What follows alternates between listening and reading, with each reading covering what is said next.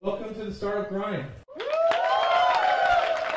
Getaround is a car sharing company. We're based in San Francisco, and we founded it in 2009 in the inaugural class of Singularity University. Here's my click. The idea behind Getaround's simple. Sorry about that.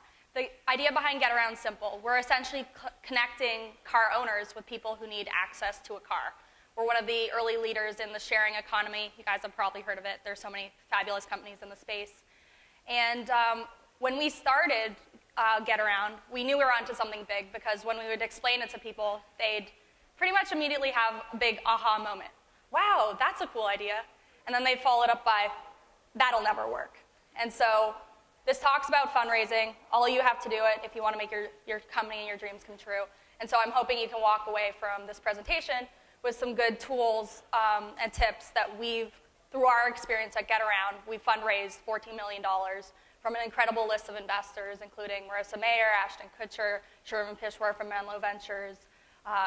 We were able to get people who believed in our crazy idea as much as we do.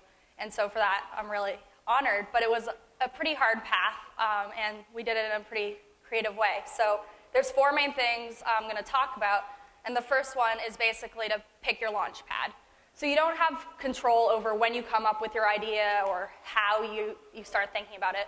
But you do have an opportunity to really choose where you want to develop it and when you want to launch it. So your main opportunities are really a conference, maybe a startup grind, a incubator, or a university. And at Getaround, or a hackathon actually, at Getaround we actually used all 3. And so each step of the way we learned different things and we got different accolades, got different interests from investors. So we actually started Getaround, like I mentioned, in the inaugural class of Singularity University. For those of you who don't know it, it's actually a graduate studies program, 10 weeks, really quick in the summer. And it's focused on accelerating technology and applying that technology to humanity's greatest challenges.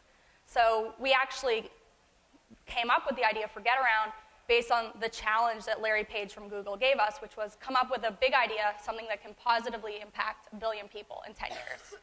And with that, we were able to get our first investors.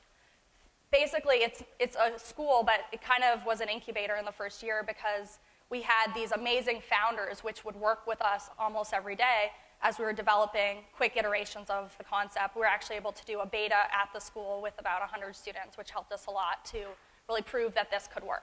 So the main thing we were trying to prove was, will people share their cars with strangers? And that 3 years ago was a completely crazy idea. It's slowly becoming more mainstream, which is really cool to see.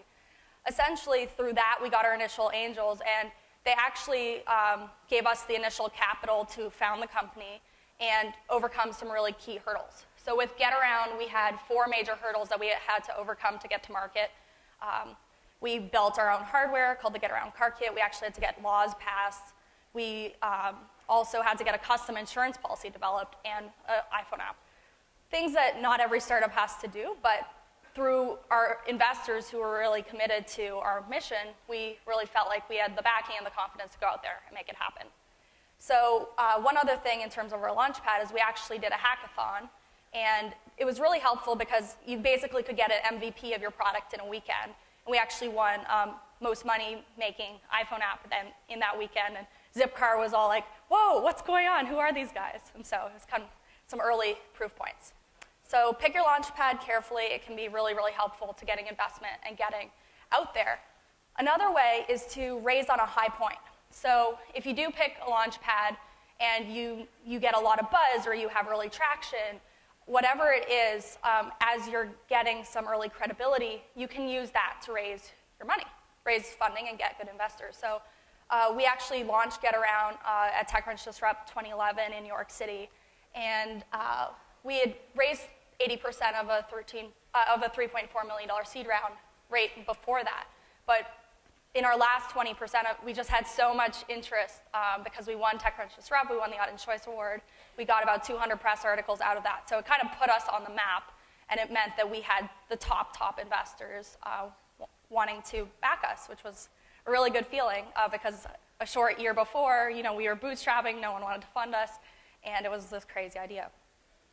So The thing to remember here is that when you're raising on a high point, you can actually use the momentum you have to build urgency with investors. And that's never a bad thing to have when you're trying to get the money in the bank so that you can get back to building your business. The other thing to keep in mind is who you pick to have on your side. What's important for you when picking your investors and what you want to prioritize. So at the end of 2011, we started raising our Series A, and we had developed some good relationships with people. We kind of had our top list, and we knew who we'd potentially like to work with. Even so, fundraising is an incredibly exhausting process, and it's pretty much all-consuming. Probably some of you here have been through it, but if you haven't, you definitely have to have nerves of steel and be ready for a ride. And so with us, we prioritized basically picking someone who was passionate about our idea as much as we are, really was going to be patient because we knew this wasn't going to be an overnight success, and also someone who was a pro-founder, someone who was founder-focused and really recognized that the value that we brought to this incredible mission. And then the other thing is that this is kind of a personal motto, but you're going to have to hustle. Basically, if you can focus in on a short amount of time where you're just focused on raising, that's probably going to be the most efficient. So rather than dragging it out over a 6-month period and having a slow time for raising that round, if you can do it in 2 months, then you can get back to building the business. But the key thing to think about is it's a very stressful process, and hopefully and luckily you'll have different term sheets at the end of it.